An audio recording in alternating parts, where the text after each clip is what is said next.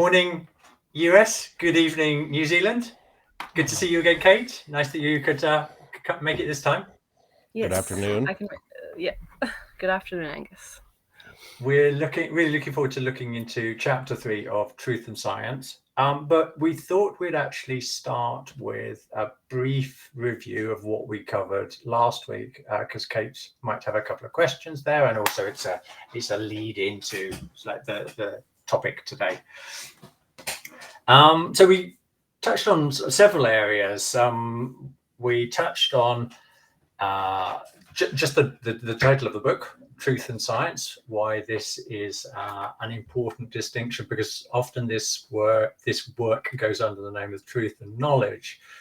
And here I made a distinction between so like the intellectual soul process of knowing things and the truth aspect of Truth and Science, which is this is the essential role of the consciousness soul epoch, which is really about getting to the truth beyond mere intellectual mental representations and complete truths. So that was one of the areas we looked at. We spent quite a bit of time talking about what did Kant mean by this fundamental question, which we consider as erroneous. And the question was, how are synthetical judgments a priori possible? And we talked a little bit about the difference between analytical and synthetic judgments. Synthetic judgments being the ones which add knowledge when you put things together. And the difference between a priori and a posteriori. I can't say that word. I really struggled with that word. Judgments, what's going on there and how they map to a certain extent to analytical and synthetical judgments. We talked a little bit about Gödel. There was a long discussion, a thread of discussion with Matt, which was interesting. Is Gödel really, is he an advocate, or does he prove that that mathematics is based on analytical statements, or are they a priori truths? So those are the main areas that we covered. Oh, and one other thing that's also going to come up today as well is that the fundamental mistake that Kant made was he's bringing in dogmatic principles to a theory of knowledge, and a theory of knowledge must start without any dogmatic principles, and that's where we'll be digging more into today. Mm-hmm. Did you want to come back on any of that, Kate? Well, I have two questions that I had in my notes. The first one is, and I think you kind of went into it, but it was never quite specifically said. And Steiner never specifically says this, but I don't understand why knowledge has to be made from synthetic judgments at all. Because the examples that I get about synthetic judgments, I go, well, isn't that just an analytic judgment flipped inside out? Do you know what I mean? Mm-hmm. Why can't all knowledge be inherent in everything? That's sort of how I assumed it to be. I feel like the idea of a synthetic judgment is sort of is kind of just a way of showing logic in time, or as a process or a causality. Something is added to another, but at the end of the day, all knowledge, all truth is inherent in all other truths. And that's why I don't understand the maths thing. Because 5 + 7 = 12. Yes, because in 12 is 5 and 7. Yeah. So I don't understand, because Steiner says, he in the first chapter he explains what Kant means by synthetic, and he says where the predicate adds something to the subject that's not inherent in the subject. And then he goes, there's, some people don't think that's valid, but for our intents and purposes, let's say it's valid. I think that's basically what Steiner says in the chapter. And I go, but why? Yeah. why is that not also a presupposition? I understand that a priori is that the a priori part is definitely a presupposition, and that makes sense to me. But I don't see why the synthetic part is not. That's my question. So, part of what I think an answer to your question is that for the process of science to work towards more knowledge, more understanding of the world around it, it needs to put things together. It needs to connect subjects and predicates to come up with new truths. Mm-hmm. And this is the fundamental approach of science. To do it the other way around, to do it analytically, would be to do what Kant is trying to get away from, which is a dogmatic approach, which saying all existence is consciousness. And then we try to derive everything from that. It's two ways of doing the same thing. And your mathematics example, I think, is a perfect example. Both are right, but the analytical approach is connected with dogmatic truths, which are then sort of like pulled apart for their truth content, and it's the opposite way with synthetic. Is that how you see it, Jeff? I do. Yeah. I think where I get tripped up is this notion of synthetical, because that seems like it's plastic, right? It seems like, right, that's the way we talk about things in a synthetical manner. It's like something that is just cobbled together, that is sort of technologically abstractly assembled, something like that. So from a sort of materialist standpoint, that's what synthetical actually does mean. But from a Goethean standpoint, it means combining the thesis and the antithesis, right, in a dialectical that joins the two as a whole. Yes. Okay. Right. And so Thank we're you. always producing a new whole through our epistemological process. And that's what was really well established in Riddles of Philosophy and in Philosophy of Freedom. And so we have the great thing about reading this epistemology backward is that we get to see the ways in which he was the way he was putting these concepts together in order to produce this magnum opus that is the Philosophy of Freedom, where we find that our knowledge is whole when we make it whole, when we do the synthesis. Say, does that make sense? Yeah, it's making sense. It's making me think that it's synthetic judgments solve the problem of language being inadequate. If language can't develop, and definitions for things and concepts for things can't develop in language unless we have the ability to make synthetic judgments. Otherwise, the definitions remain stagnant and everything just sort of is a reiteration of the same thing. Is that a good way to... Yeah, I think it is. And I would say also that on the other side, there's the word analytic, which really just means to break apart, right? It's to sort of tear into pieces. So yeah. So then what you have is there's nothing that can put all of the pieces together. And if you start with presumptions, then you're tearing apart even abstract concepts as if they were real, and they lose their connection with each other, right? So it's going in the opposite direction of putting things together as we're meant to do. I mean, at first an analytical thinking is a tool, say, but it's not a way to approach the world and find any kind of reality. I see. So that's why Kant is set people's hair on fire. Yeah, that's right. Yeah. He centered it on the way that we can make synthetic judgments.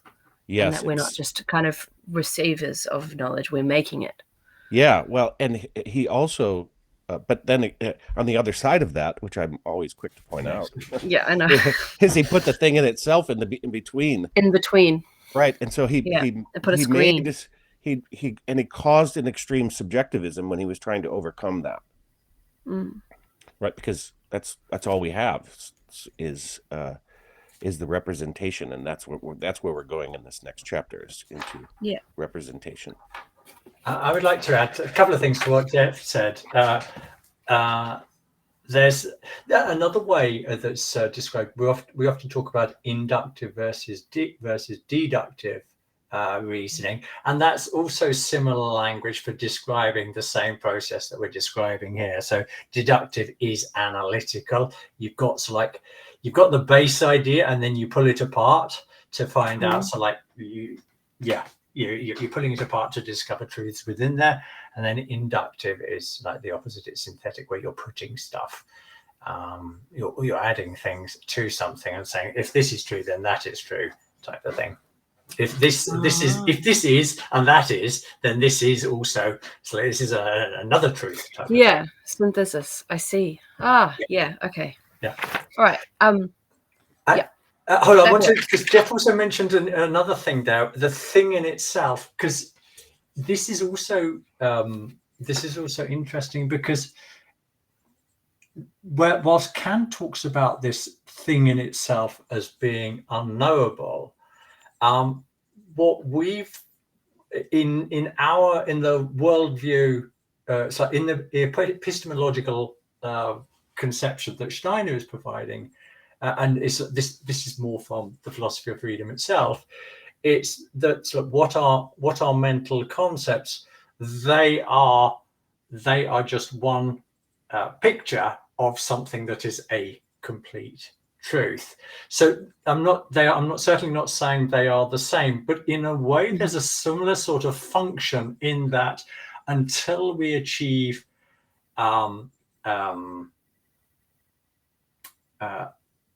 sense-free thinking, those concepts which have died in our head, when we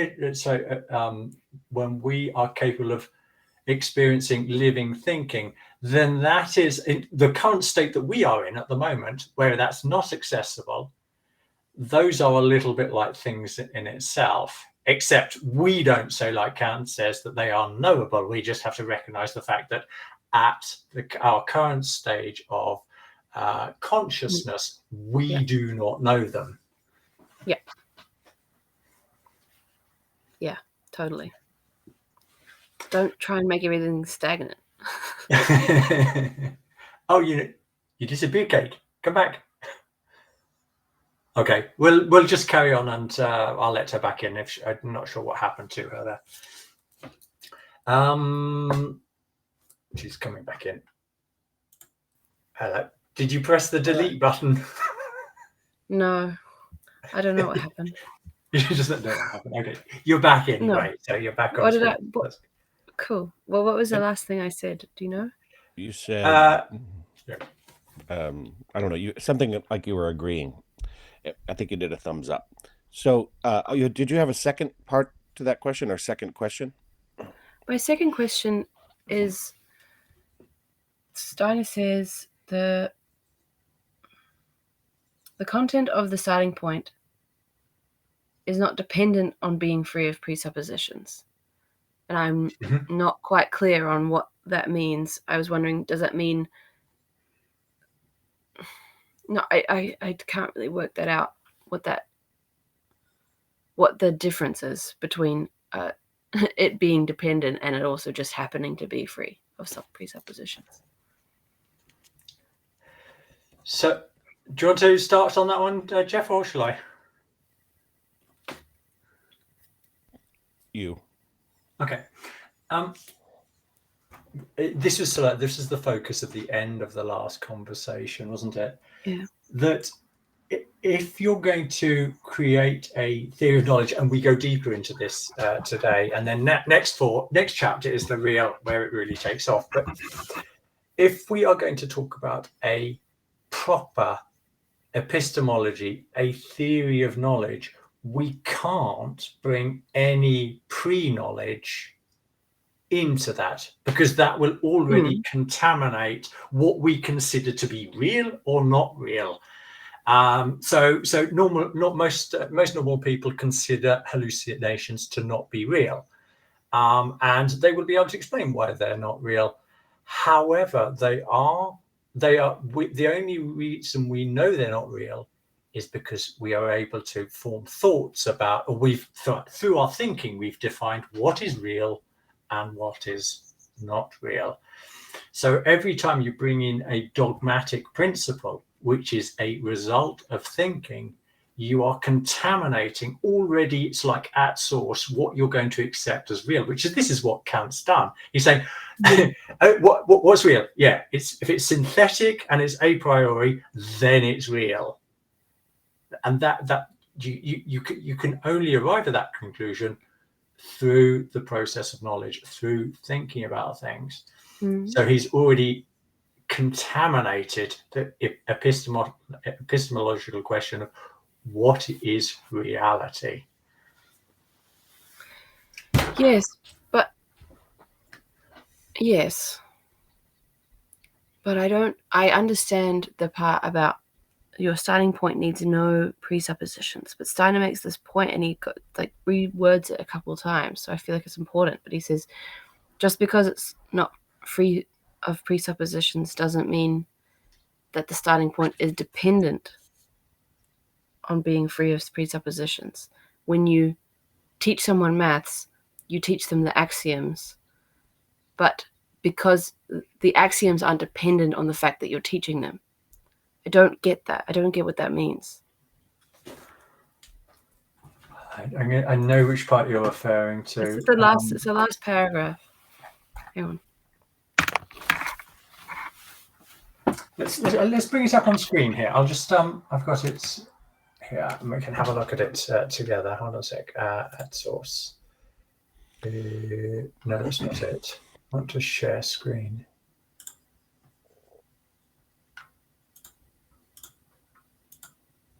You should be able to see that now.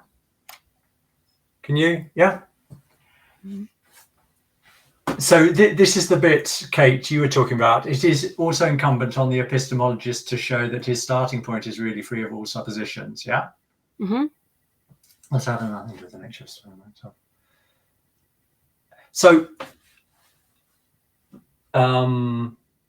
So you understand the point about we can't have any product of thinking or contaminating what we think thinking is in there. Yeah.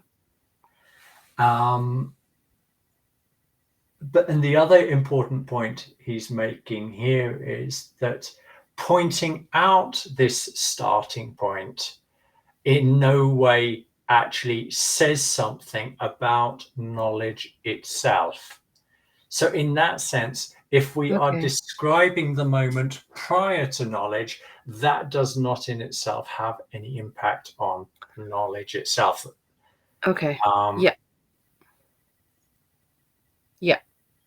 I think I get it more.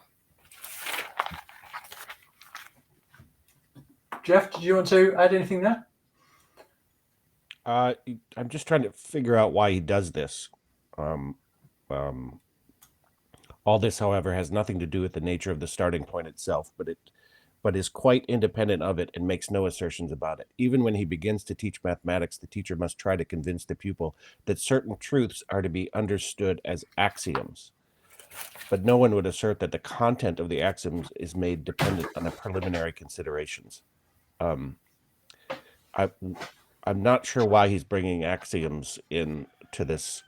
I'm sure there's a very practical reason for it. Axioms are dogmatic statements. There's the equivalent is a dogmatic statement. Right. So when you teach a kid maths, you don't go back to a pre-mathematical state, and because they already have something. They already have something with them I'm not actually happy with the way that thought is developing.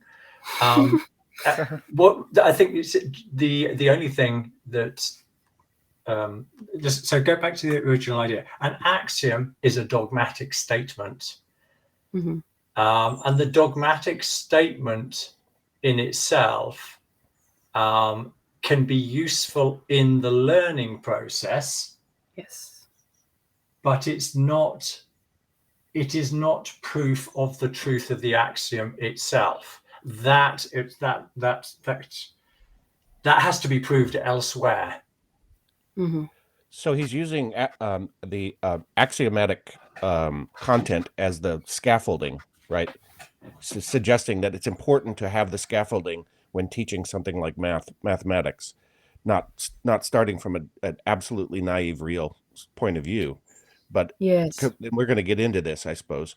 But the axiomatic is a practical a priori that you can use to sort of level up your understanding mathematically, say in this case, or anything really. Like you have to learn music theory in order to perform music to a certain proficiency level, or color theory to some extent, or that's probably a bad example, but some sort of art theory if you're going to be a painter, and then you can blow it apart like Picasso did, right? But you have to, in order to scaffold oneself up at proficiency, something like that. That is that what he's saying? Is that he's not denying that the axiomatic is important, but it can't be the starting point for knowledge itself, for how we come to know things. There's no axiomatic starting point for that, other than what he says, which is that I believe it's at the end of this. He talks about art. Yes, that's right. But he also talks about so we're going to get into this naive realism, right, yeah. because naive realism is the starting point for epistemology, right? Because that's where we all start there, and it's axiomatically required to some paradoxically speaking. And also, maths is a field of knowledge. So once you've established like a certain field of knowledge where you accept thinking as that which is going to lead to further understanding. It sounds so stupid what I'm saying, but it's a statement of the obvious. But once you've accepted it, as I said, okay, and within this framework, we're going to have like certain truths which we don't even need to question. In that sense, an axiomatic statement is a dogmatic statement. That doesn't mean it's wrong, but it's a statement of dogma that hasn't been proven. Yeah, well, let's pull this horse out of the barn and run it on a different track, just slightly existential track. So you have the intellectual soul, and we all have the intellectual soul, and the intellectual soul operates on in some part on a dependency on the axiomatic knowledge body, right?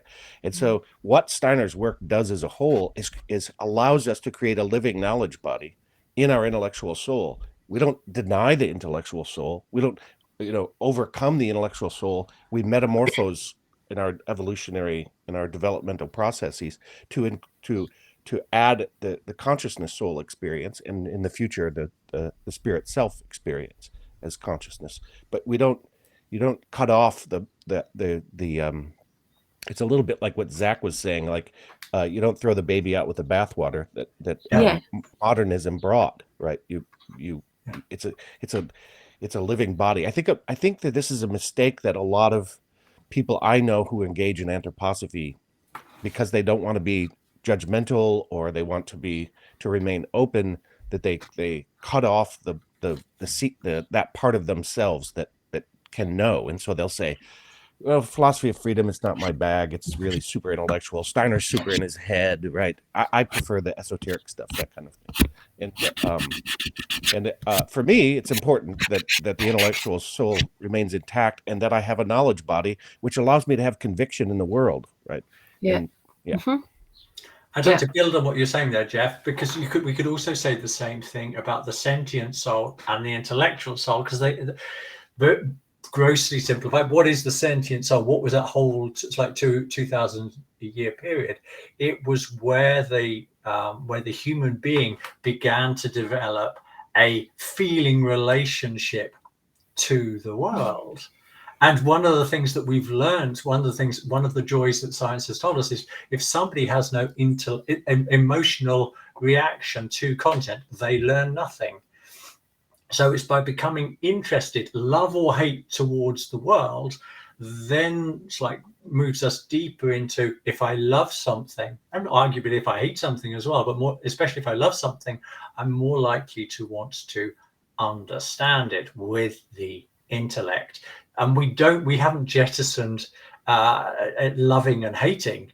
That's still that's the foundation on which the intellectual soul was built, but it doesn't remain at purely an individual level. I love this, therefore it is true, although that might be true for some people, but it leads into a deeper penetration of like the underlying phenomena. What other things can I say about thinking about the rose? What else can I say about the rose other than that I like it, or the taper that it is?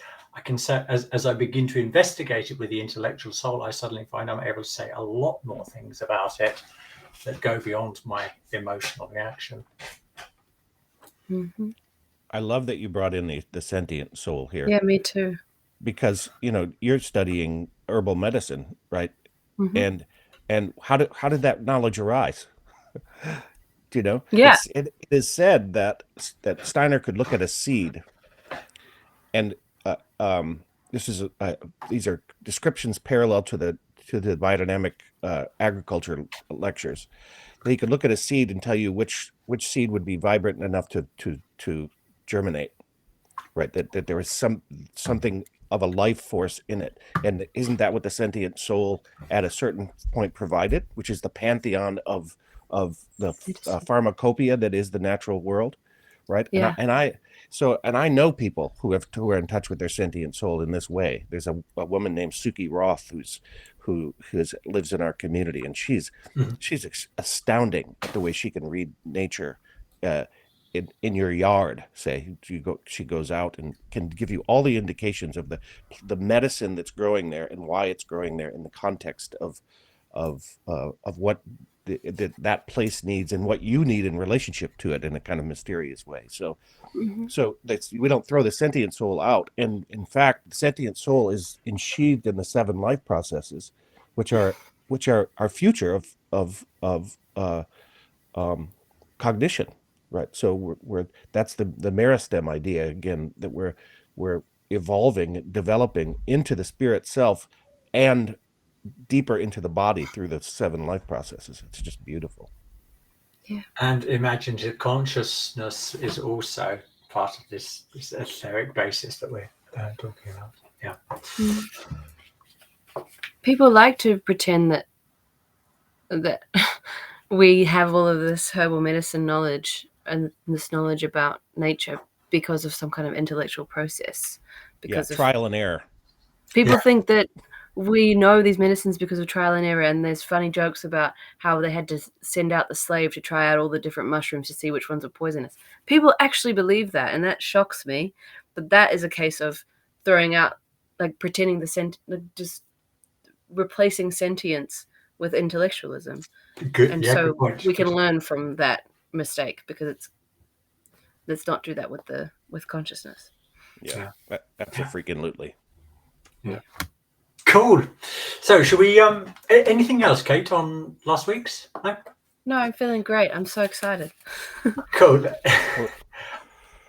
Okay, let's move into the first slide.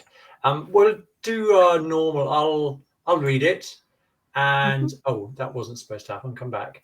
I'll read it, and then we'll like see why is Steiner talking about this? Why is it important?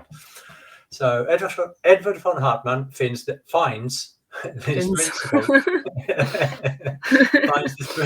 principle so irrefutable that in his book Kritische Grundlagen des transzendentalen Realismus, he assumes that his readers, by critical reflection, have overcome the naive identification of the perceptual picture with the thing in itself, that they have convinced themselves of the absolute diversity of the subjective ideal content of consciousness,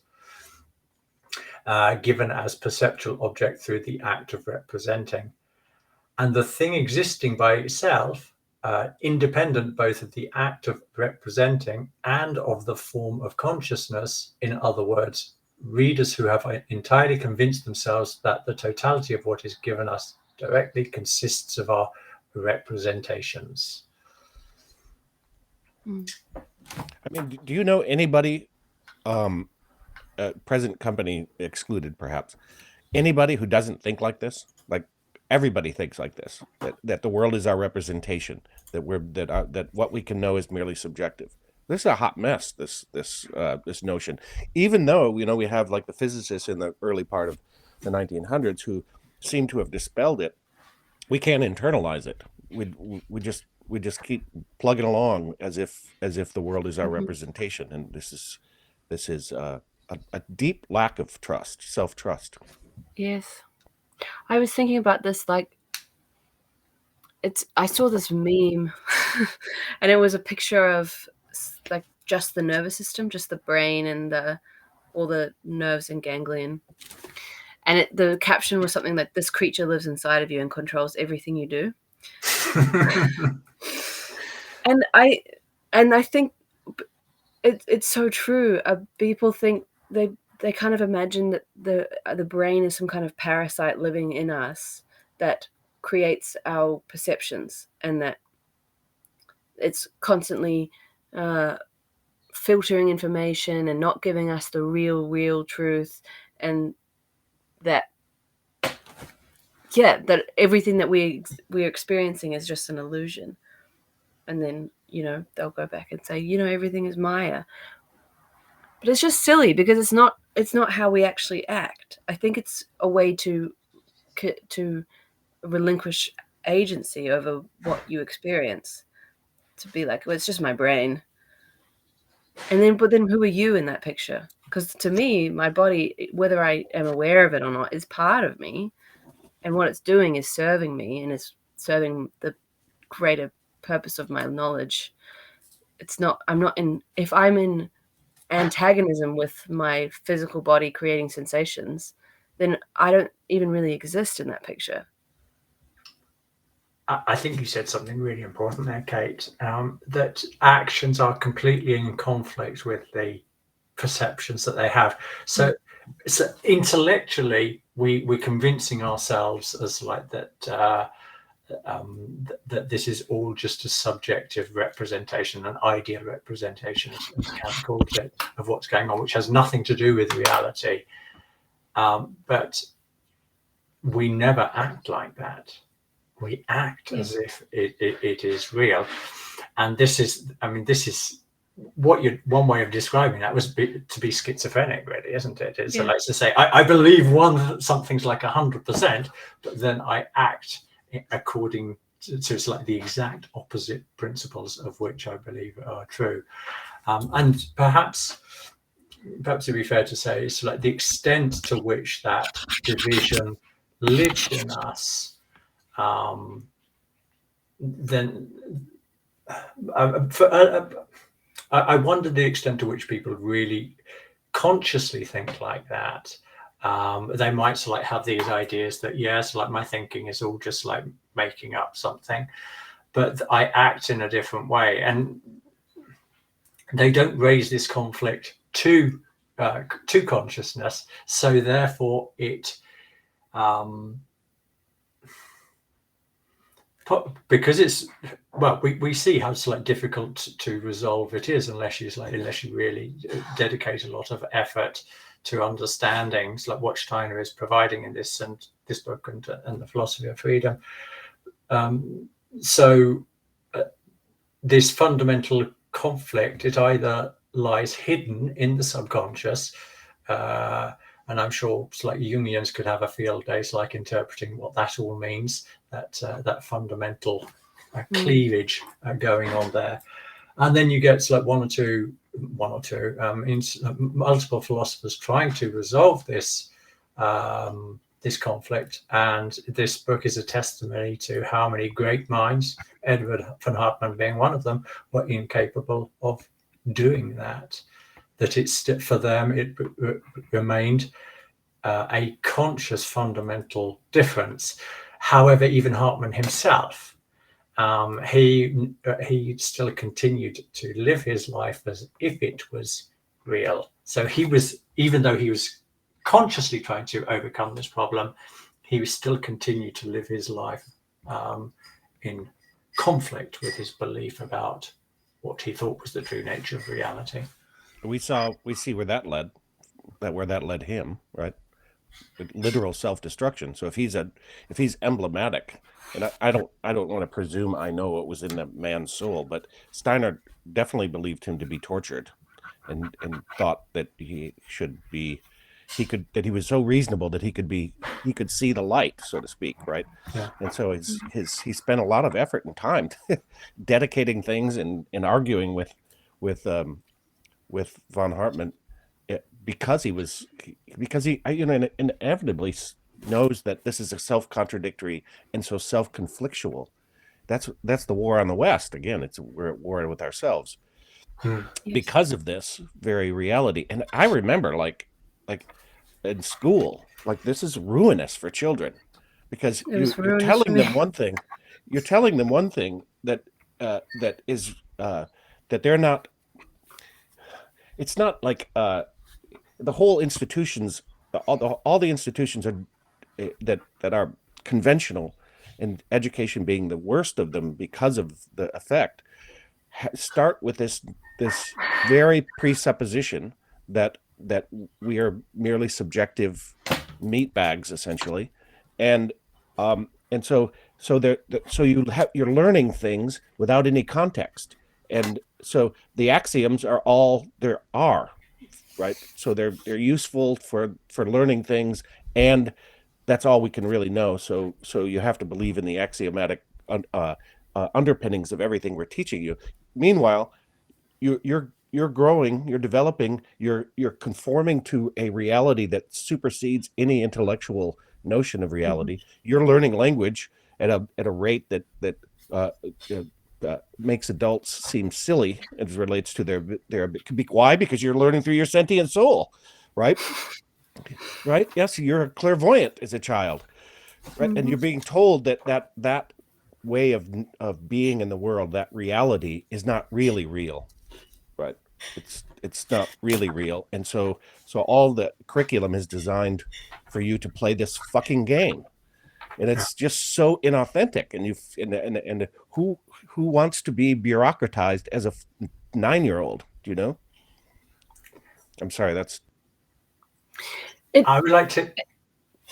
I'd like to. I think we're touching on also something really important here.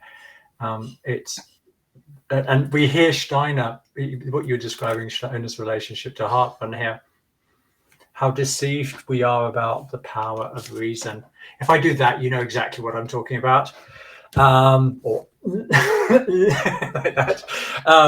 We have all seen how uninterested many people are in reason, and this has been one of the hardest learning experiences of the last couple of years for some people.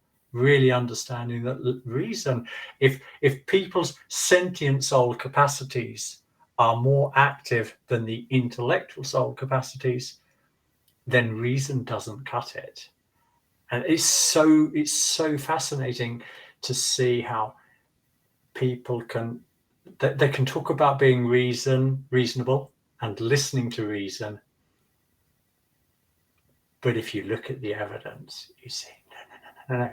People are deceiving themselves, and this points to a fundamental potential weakness in reason, in its inability to convince people who've already made up their mind. They've already fallen in love with a version of the truth, what they hold to be true, rather than using the faculty of reasoning to evaluate the different perspectives on this.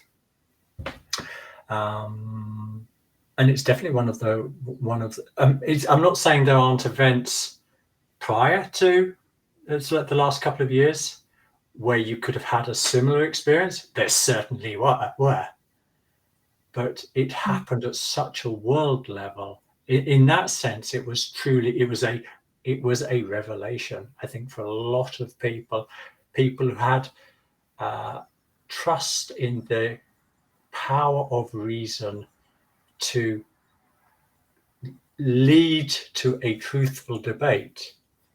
And we saw that just didn't begin to even enter into it, because different souls of the forces were brought to bear on the situation, which completely corrupted the reasoning process. It seems like I'm seeing this picture of what Kant has given, and it's like almost freedom.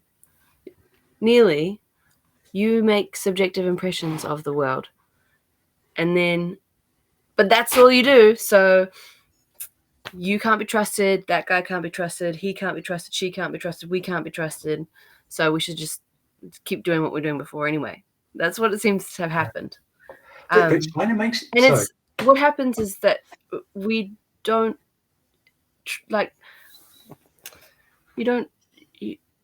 who are we trusting? People that are making up these axioms, but it's no person. It's strategy and procedure and kind of best course of action based on statistics. No person is telling us what to do, but we remain. You want to be naive and just go, well, I don't know. I don't want to be critical of myself. I don't want to think about why I do things or what makes me want to do things, even though that's the way, even though that's a possibility, and it's kind of fun. I'm enjoying it. It's kind of, I'm enjoying it. But what I'm seeing is that we're reverting back into the sort of like priestly class, but instead of priest and priestly class, like split of society where you just have the naive people and then the people that create the truth. But in this case, it's not even the priests anymore. It's bureaucrats who aren't even, they go home and they go, no, that was all bullshit. They don't even believe what they're telling us is true. That's the creepy thing. It's so bizarre. Do you know what I mean? Am I trying to paint? I'm trying to paint a picture. I can't No. I'm going to come back to an earlier point, and I think we could riff off on what you said for another half an hour. But I'm going to bring it back to one specific point, which is about Kant getting so close. This is one thing that he says about Kant quite both in this book and in other works, but also Fichte talking about how these thinkers were hugely important for creating clarity around certain aspects of this question, but never came to actually the realization of, in the context of this particular chapter, understanding the importance of the cognitive process and how becoming conscious of that process itself and how that is related to the epistemology question. And I can, both in Kant and Fichte, who we'll talk about, I think it's in chapter 5 or 6 of this book, so you can almost feel slightly the sadness that these guys, or Kant in this case, was trying to rid the world of dogmatic thinking. but didn't understand it, and in that sense, a noble venture, and in that sense, definitely an aspect of the consciousness soul epoch, but at the same time falling into the trap of coming with his own dogmatic principles, which then have consequences for thinking itself. But that was only touching a little bit on what you said there, because you said a lot of interesting things. I wish I could see people's faces, because you guys are just frozen. It's kind of jarring. Yeah. And I kind of lose track of what I was meaning to say. But I was thinking about as well, it seems to me that dogma exists out of fear. It's almost like clinging to some kind of scaffolding that is appropriate in some contexts, but not in an epistemological context, because it's really about making sure you don't fall into the void. Kant was scared, I guess, that everything was an illusion, and so he needed dogma to prove. But it doesn't. It's just interesting because fear clouds judgment, it seems. I'm going to go for a different angle. I'm not saying you're right or I'm right. I'm just saying it's like another angle on there is. And this is what this is philosophy of freedom thinking here more, but we direct thinking towards something, and that means we actually lose consciousness of the fact that like this activity thinking is working in us. So the activity of thinking in a way is like it's like light. It's always invisible. We only ever see the effects of light, never light itself, and we never see thinking. We only ever see the effects of thinking. So in that sense, both Fichte and Kant and all of these other people, it's very easy to understand, because if I think about how long it's taken me to reach where I am in my own understanding of this, it's like it's been a long old process. It's like creating some clarity about how easy it is to go off down like wrong rabbit holes of ideas, and not really realizing that all you're doing is you're still swimming around in the fishbowl rather than actually breaking out of the fishbowl. And this is where Steiner is fundamentally different. We're breaking out of the fishbowl. So yeah. Do you want to come in there, Jeff?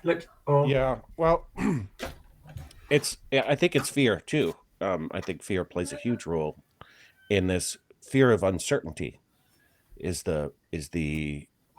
what I witnessed over the last few years. Is people rather than questioning the very foundation of their society. I mean, I remember when this started to come down the pike, it was like, well, this is inevitable, right? Of course, this is where things are going to end up in a absolute dualistic, materialistic culture. This is exactly where it's going to end up.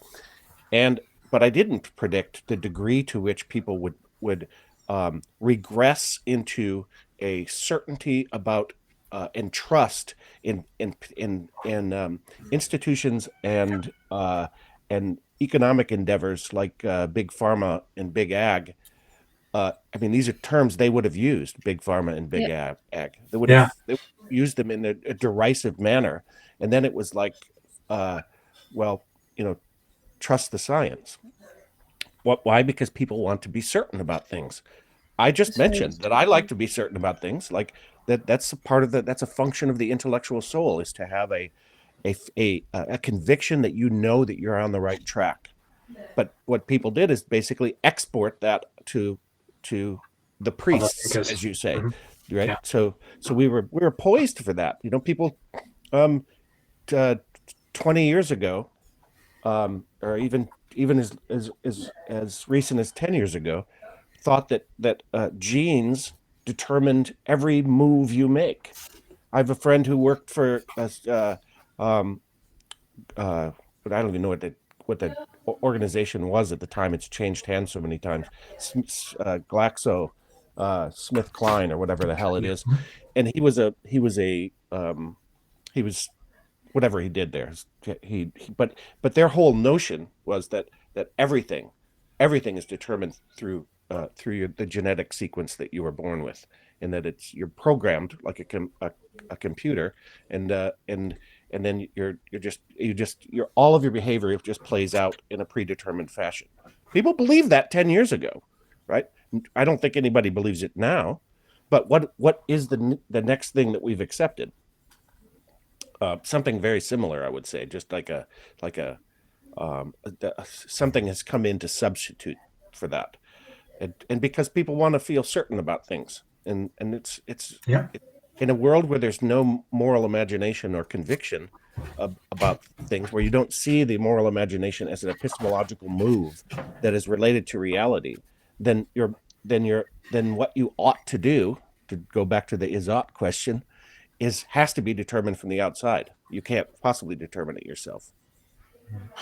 But people still don't actually act that way. That's the different thing.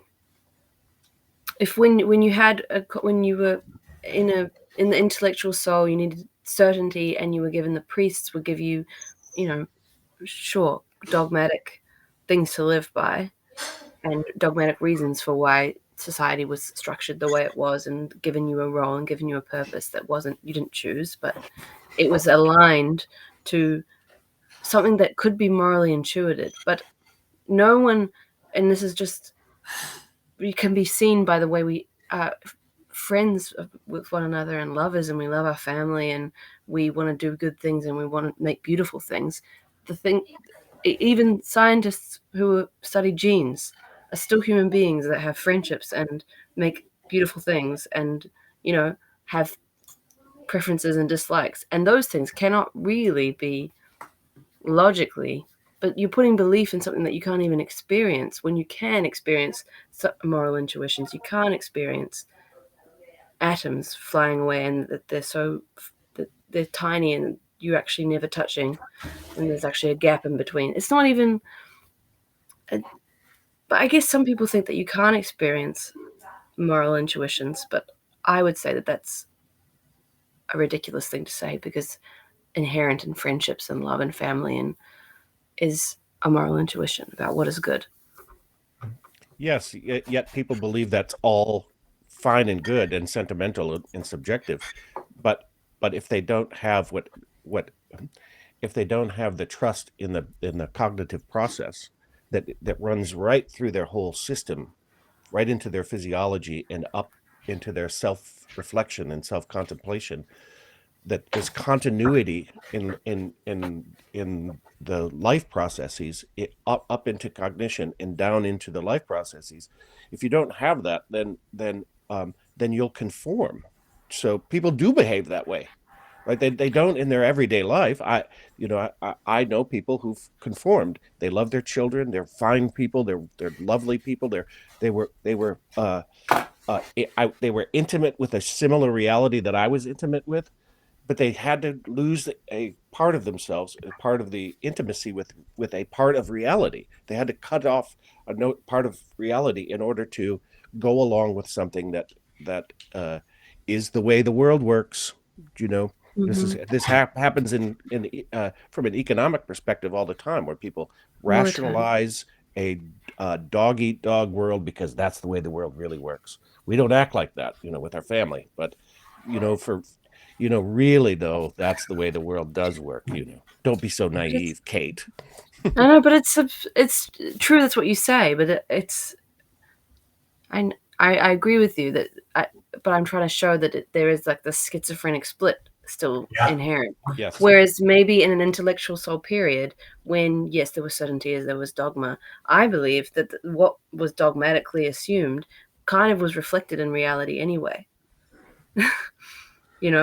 That there is hierarchies of things, and that is how society was organized. And maybe it's unfair, but at least it reflected the way meaning is made in the world.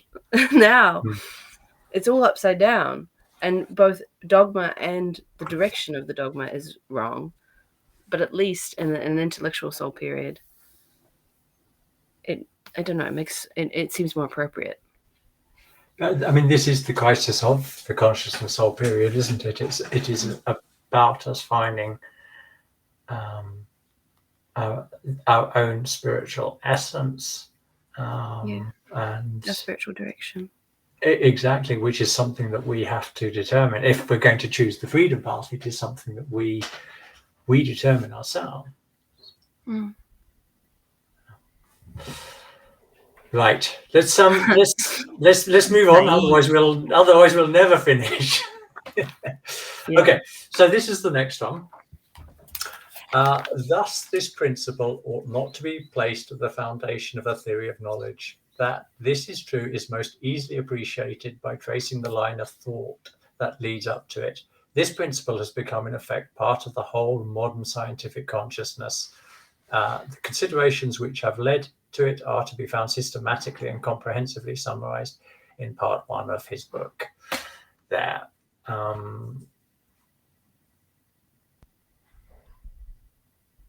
The principle. Yeah, I think this is what we have been talking about. This fundamental split is at the heart of the scientific process. It's schizophrenic, or this split idea that you were talking to, Kate. There, yeah. So if we analyze it philosophically and epistemologically, we can't say that we're ever going to get to the truth, but we'll treat it as the truth as well anyway. Or an approximation to the truth, and it gets the name in the philosophy of freedom, transcendental illusionism. It's the idea that's like the whole world is an illusion, and my illusion is just one of everyone else's illusions, but we'll just play as if it's real. I mean, this is what's being described here. I like what Jeff said before about you said something like cutting off our intimacy with a part of the world. Yeah, I hadn't thought about it in those terms before. Yeah, yes, but it's heartbreaking. It's making me sad. I hear you. Yeah, it is sad. Yeah, I was thinking, inspired by Zach and company in relationship to the growing intimacy with reality through the subjective process, right? Where as opposed, so to me, this is like hopeful, like, hey, people, you have an aspect of you that is that part that loves, that part that is lovable, the part that can know things, that can deepen your reality, deepen your relationship with reality. If you just accept that, if you just, this is why epistemology is so damn important right now, and I argue for it to be taught in high school, that it should be taught in high school in this very way. And it's really shocking in a certain sense that correct me if I'm wrong, anybody can. Matt probably will if he's watching this, and then but I don't know of anybody else who said that that epistemology has to start without any presuppositions, and it has to be that it has to do with thinking about thinking, because there's no other way around this. So he ends this chapter by sort of saying that we have to start by thinking about thinking. There's no other way around it, right? And that's great news. We have the tools. We have the I mean, that's why moral intuition works. Yeah. I'm going to play a little bit of devil's advocate and see if we can help these people here. So I think that all of these philosophers would say they are thinking about thinking. We don't believe they are. So where's their error? It's in the presuppositions, right? If the world is my representation, right? so that the presupposition there is that we have a a knowledge about what perception is and what cognition is, and that we know that we're just in modern terms we're mechanistic transmitters or conducers or something like that, where we take so what he does in this chapter is he brings in physiology and physics, and that if all the world is just movement, so all the presuppositions underneath the idea that the world is my representation are mere representations built on mere representations built on mere representations. So why are you speaking at all if everything is representation? Where's your knowledge foothold? And this is the new atheists love to do this thing. Like, well, you got to start with some sort of blunt starting point, you know. Well, no, you don't. You start with a transparent to yourself reality, and you start where you are, and then you go from there.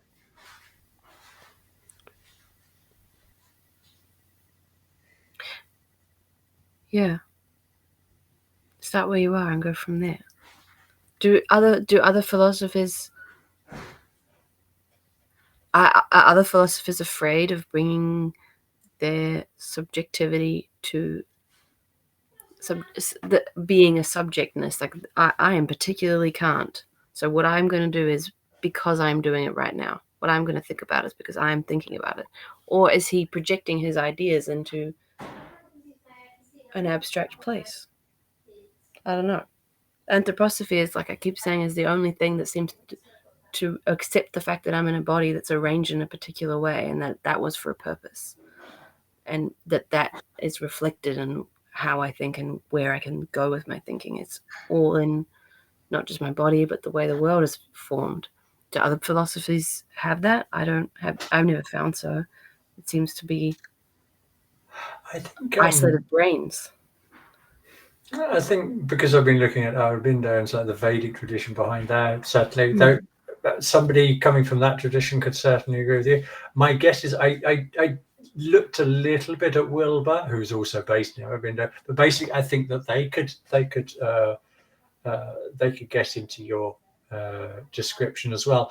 I think that the chief problem is not that there aren't other models out there that present the world in a similar light. It's what the dominant models are that shape our society.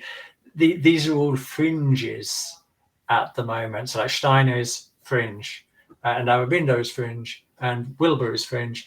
They're not really impacting, or we don't feel that's like their ways of seeing what the human being is. It's like what is at the heart of what people living in the majority of society perceive is what it is to be a human being. There, we're still living much more in this Kantian, this schizophrenic relationship, myself and the world outside of me, and not having a clear understanding of how to take the phrase from the philosophy of freedom itself. I live by the grace of thinking. That is the starting point of my whole being. And I think when you begin to, first of all, you have to take that idea seriously before you begin to understand the profundities at which it gets to, and that's the challenge that any new version of seeing the world will face. There's a leap of faith in the sense, a leap of faith. Oh, that's interesting. There's a billion one other things I could look at in the world, but I'm going to choose to look at that one and sort of see how it grows. Well, meanwhile, the schizophrenia plays out in relationship to Rudolf Steiner himself. So you have, academia, and we just watched several hours of psychologists talking about the need for a world picture that we're sort of describing, and Zach is very much involved with Mark Gaffney in trying to develop such a world picture, and they totally ignored Rudolf Steiner in that conversation, and this is not I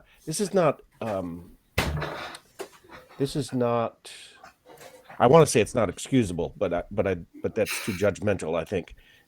This is not an accident somehow, right? This is like an allergy. And the reason why I mention this is because how do you ignore a worldwide educational movement that is having massive impact on people and so society? How do you ignore an agricultural movement that spawned an organic movement that maintains its viability and continues to grow throughout the world as well? How do you say, well, yeah, Rudolf Steiner, whatever, and have intellectual integrity and not look at the epistemology underlying the educational system and the developmental picture of what human beings are and children specifically are, and then a connection with a kind of reality that biodynamics brings that is really hard for people to deal with because it's dealing with energies, right? But more and more people are coming to understand that we are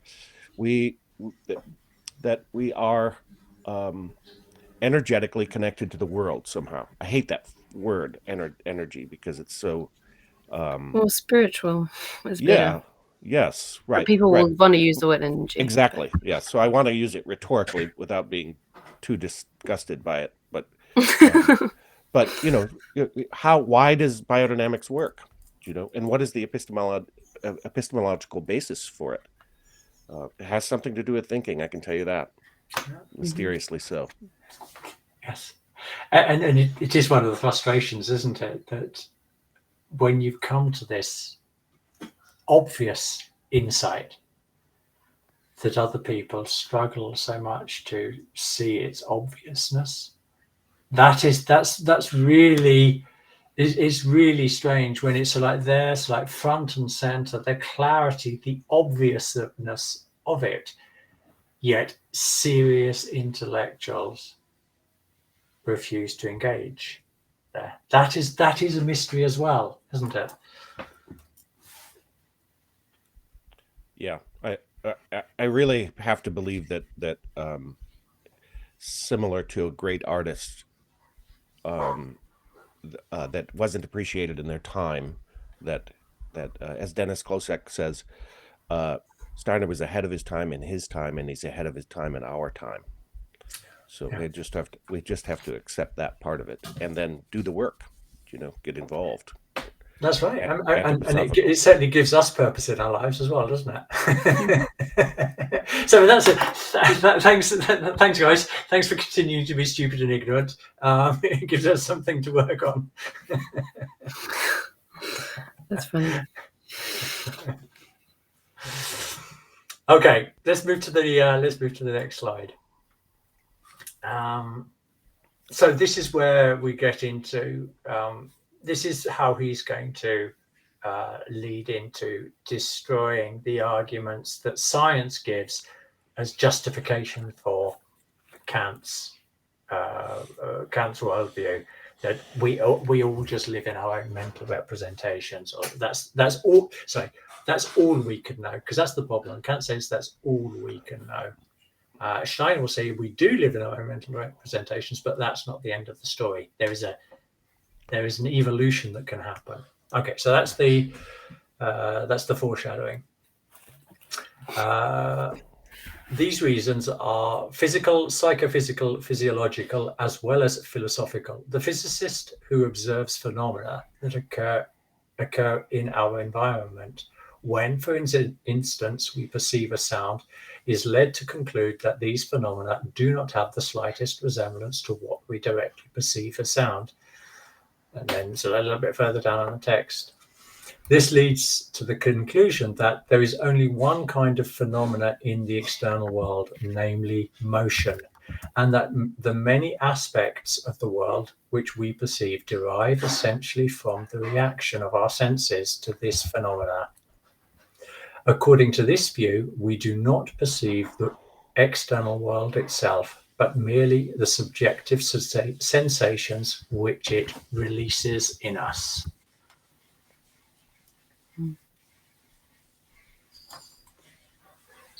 So this is an example of the question that also the question that you were asking earlier, Kate, that as a result of thinking, most people think that the only, or certainly in the materialist scientist perspective, is the only thing that is real is motion in the world, and we can resolve everything back to, if there's motion and matter, then it is real. And that's a dogmatic assumption, because the human experience goes far beyond just motion and matter, but an epistemology that hasn't rid itself of all preconceptions, this being the preconception in this particular case, matter and motion, then we can't talk about a true epistemology. We've got to get rid of all of those preconceptions before we can begin to understand what it is that this activity of thinking achieves in us.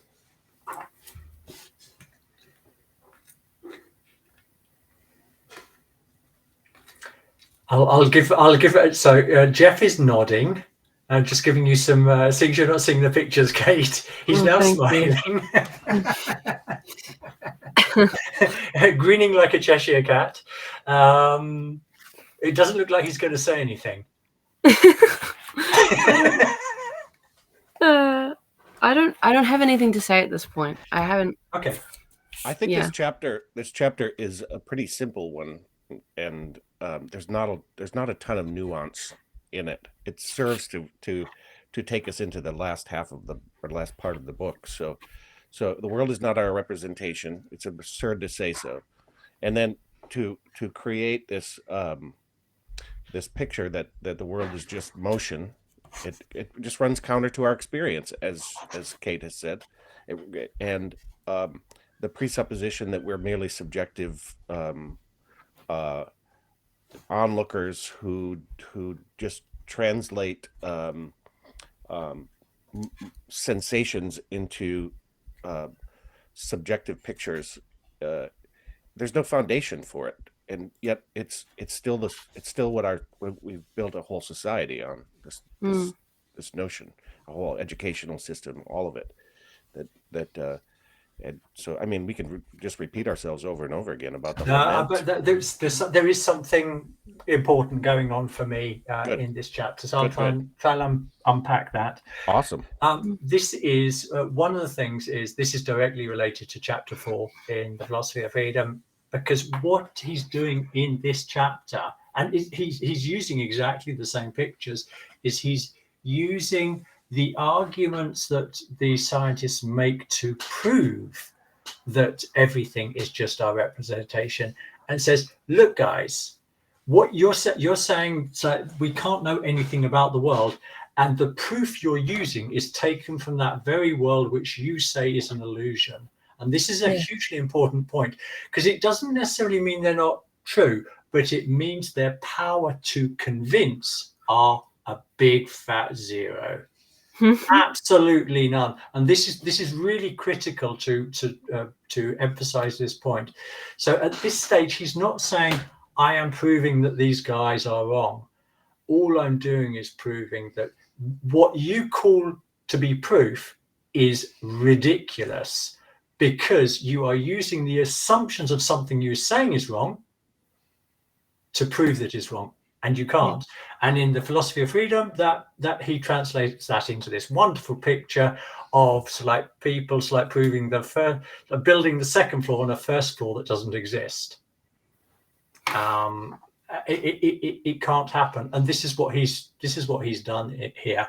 So he the technological, or the terminology that he uses is that they use naive realism as a basis for disproving the reality of naive realism.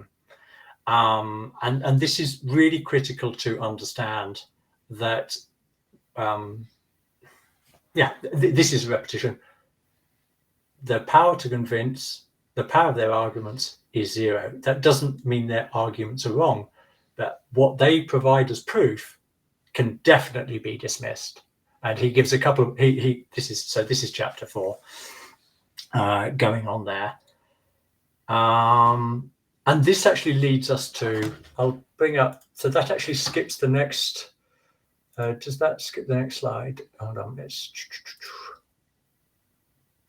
is what the next slide, when followed through consistently, this is a self-cancelling assumption. Okay, they undermined their own position by relying on it. And this is the transcendental idealism that they are advocating, but they're saying it's true using naive realism assumptions. So we can skip that. And this brings us to the final, what for me I think is the final important point, is that, and this is the bit that Jeff was referring to earlier. So okay, we've got. Oh yeah. We've got we can now, let's go back at that. We can now understand why transcendental idealism's ability to convince is zero. But what can we actually do to get to a true epistemology? Because the critique of pure reason was an attempt to provide a correct epistemology. It's like a true epistemology. And he then goes on to discuss the difference between naive thinking, the naive realism, and critical thinking. And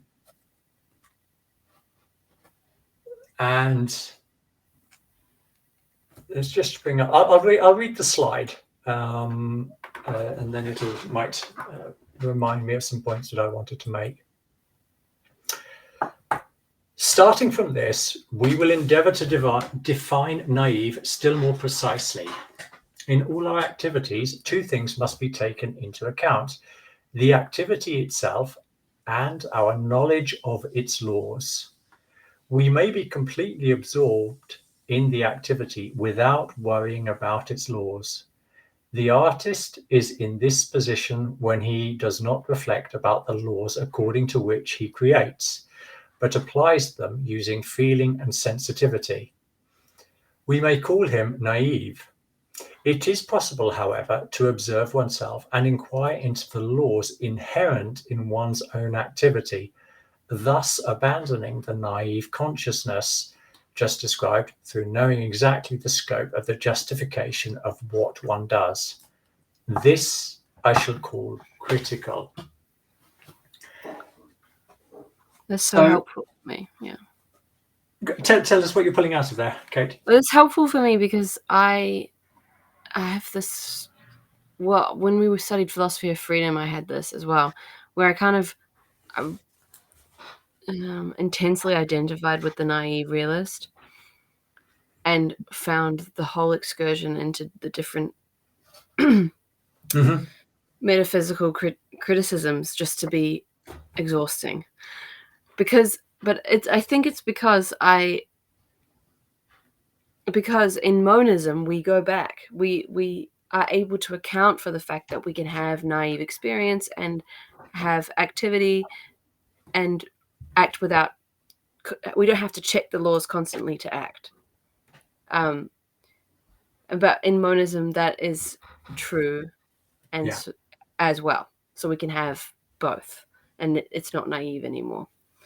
So that description of naive versus critical is helpful because it reminds me that I am critical, because I read what Hartman and people say, and I find it so absurd that I don't want to even go there. So I've always wanted to stay in I just wanted to self-identify as naive. But it's just one of those sentences that shows me what I'm actually doing, and it's so simple and helpful in that way. Good. It helps me get over that block. I love that you brought in monism at that, in the way that you just did that, because that brings us full circle to what synthesis is. Yes. Right. Yeah. Because you start with the naive, and then progress through a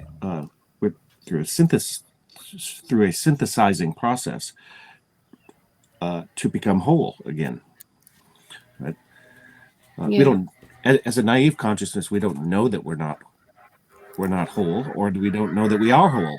Our children don't talk about this, like my kids look at me and roll their eyes when I talk about epistemology. They're like, again.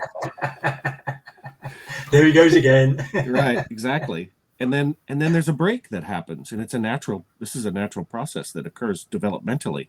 If we're attuned to the existential reality of it, then we could be really good parents and educators with children. So then we know at 12, I'm not going to stigmatize my daughter because she's full of shit.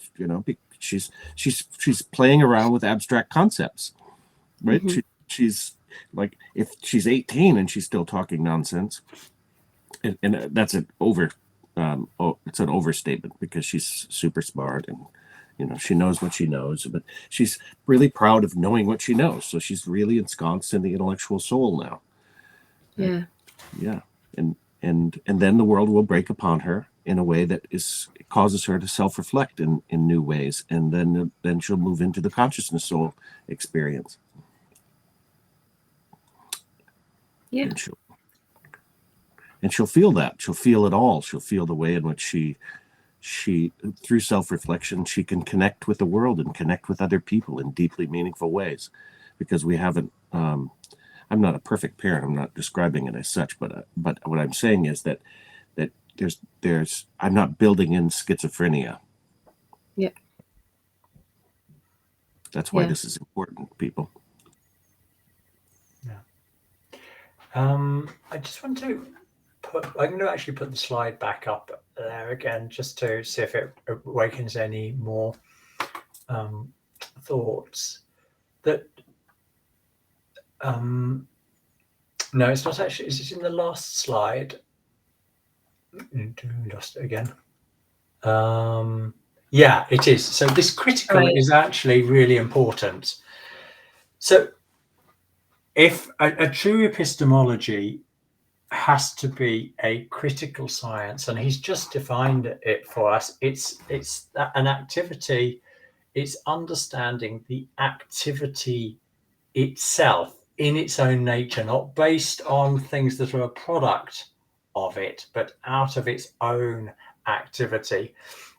And this points back to this difficulty that we've talked about, that we talked about just like a quarter of an hour ago, that we are continually using this activity to think about the world, think about things that are going on around us, but not applying that activity to itself, this thinking about thinking. And this is where he maps out that this is exactly the route that we have to go. This is where he's saying there is no other choice for a true epistemology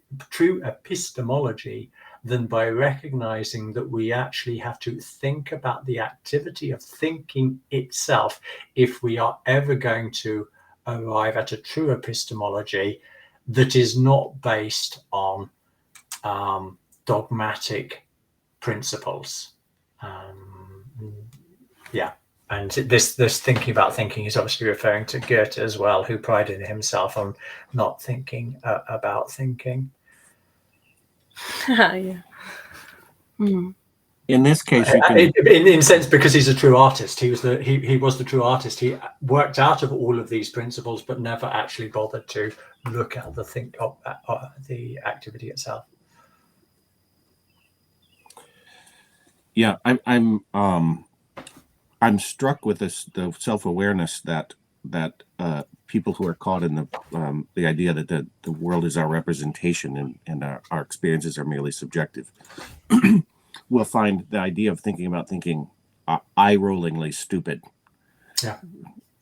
That's or self-absorbed or solipsistic, or because they start with a presupposition about what thinking is. And I'm here to tell you, people, thinking is rooted in reality. It is an aspect of reality. It's the part of reality that we as part of the natural world are expressions of through our thinking. Like this is we are both understanding the world and an expression of the world through our thinking. It's the very life that runs through us. It's the very blood that flows through every single organ. Yeah. It's so important what you're saying there, Jeff, because it also ties in this essential essence of a lack of faith in the ability of thinking to, it's like understand, using thinking for me to understand myself and to understand the world. And this is also, not sure if he does it in this book. In chapter 4, we might see something, but certainly again in the Philosophy of Freedom, one of those key sentences. You know, when you read it the first time, there are a couple of bits that are like stuck out, and this one, having a feel as if you've got a corner, it's like a genuine corner of reality in your hand. These people that have a Kantian way of thinking about the world still haven't felt that corner.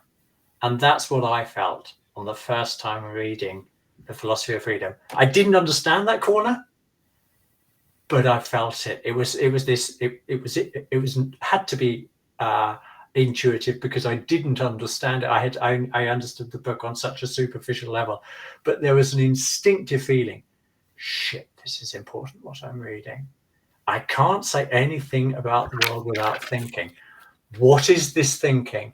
Now, if thinking is just like a chemical, electrical, like storm happening in your head, then you've got no reason to place a lot of authority or confidence in the ability of that faculty that lives within you to solve problems and create a meaningful vision of what life is. But this is what happens as you get deeper into the mystery of what actually the activity of thinking itself is. It becomes that source as in SOURCE. That's for Jonathan, in case he's listening. It becomes that source out of which that region of the soul where you're able to go back to, that Steiner talks about in The Philosophy of Freedom. It's that point of absolute centrality, understanding of what I am essentially as a human being. I am this activity. So thanks for bringing that up, Jeff. It's nice to hear it described in different words and from different perspectives, so that we need lots of pictures so that people can get the idea that this supposedly subjective, incomprehensible activity is the complete opposite of that. It is the most real thing it is. It's the most real thing you can possibly imagine. And not only that, it determines for you absolutely everything that is real. It is the starting point of your life. You can't get more basic than that. Follow the science, people.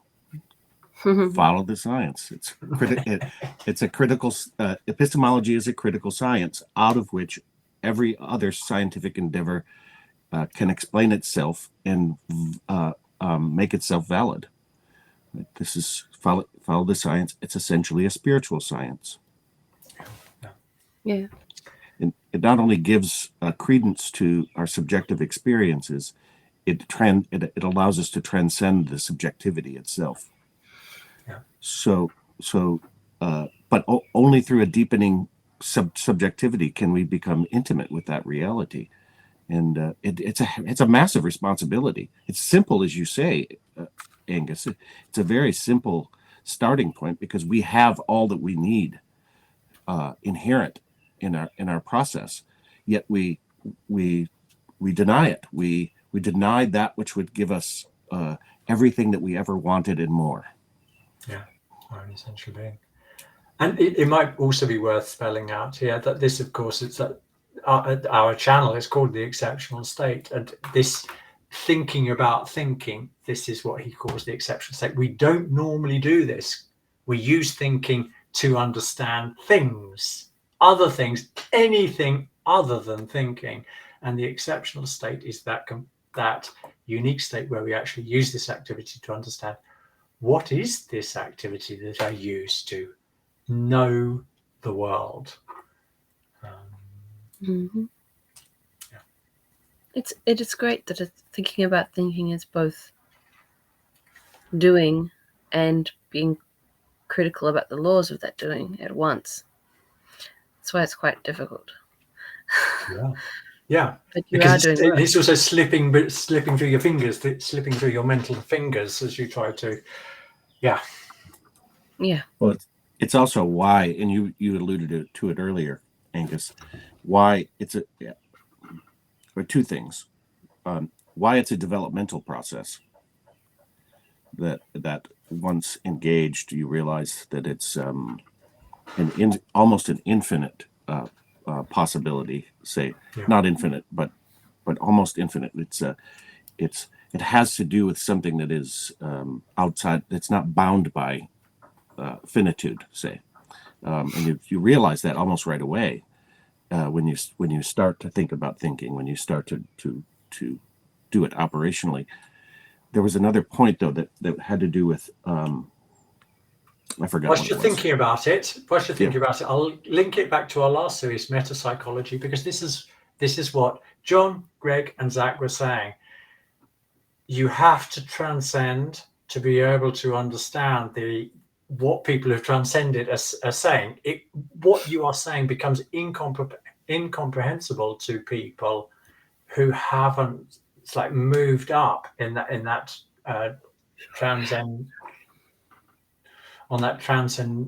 transcendental ladder. Let's call it these transcendental processes or transformational processes. And this is why some of the statements that we're making about thinking here sound so absurd, because it requires a certain development, just like mathematics is absurd to somebody who hasn't learned mathematics. There's no difference. It's difficult. This is what I wanted to say, that it inspired by what you're saying now too.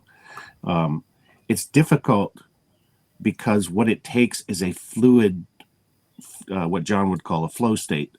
It takes it's not a building block or a puzzle piecing of concepts together. It's a fluid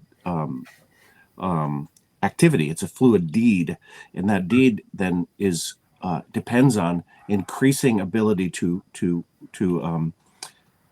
perceive with the imaginal. Yes. And this is what they also touched upon, but it's just the starting point. We know that to be the case. It's just the starting point, but it is the development of that integrated soul body that is sentient, intellectual, and consciousness soul that then can look out at the world through the feeling life, which enlivens the senses, and see the patterns of existence because they are in fluid motion. So it's like we have to, in order to achieve this, we have to jump on that train. We have to run alongside it and get our fluid motion going, and then it's just a step. It's just a little pop, and then you're on the soul train. I'm going to come with another reflection as well. Thinking. So all three of us have read the same book. This chapter probably multiple times, things we knew we were going to talk about it today. But isn't this also fascinating that we have this desire to talk about it, but we all the three of us, we find our different ways of talking about it. So the thinking that's happening in you, Kate, it's this thinking activity that is producing the content that's coming out of you. The same for you, Jeff, and the same for me. That this is what unifies us in all of this, in all of this effort, and it's what unifies everybody whenever they are coming together and talking about something. But seldom do we go back and reflect on that activity which is working through all of us. Yeah, it's interesting. I think of Kant here because one of the devastating critiques I would say that he makes of Kant is that that the writing is bloodless. It's like anybody could have written that, except that it was probably now we would expect this to come from Chat GPT, right? But because it was nothing of his own that was in it, in the writing, though we know his intentions were profoundly great. Yeah. He removed himself from it. He removed the deepening relationship and discovery. This is another thing about Steiner that's amazing, and the riddles of philosophy really brought this home to me in a way that I'd never discovered myself before. Is that the writing itself is a process of discovery. He's doing the spiritual process that he's suggesting we can all engage in. So it's a work of art. All of it.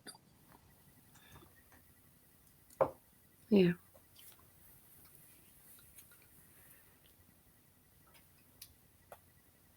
I think we might be satisfied for today. I tell you what, I'm so looking forward to chapter 4 because yeah, chapter 4 is really where he gets down to business, because here this is what we're doing. What we've been talking about in the chapters leading up to now is like all the problems where epistemology is currently unsatisfactory, and in the next chapter 4, he's going to blow us away again with obviousness. it's so obvious when you get it, and then you go back and you ask yourself, well, why did it take me so long to get it?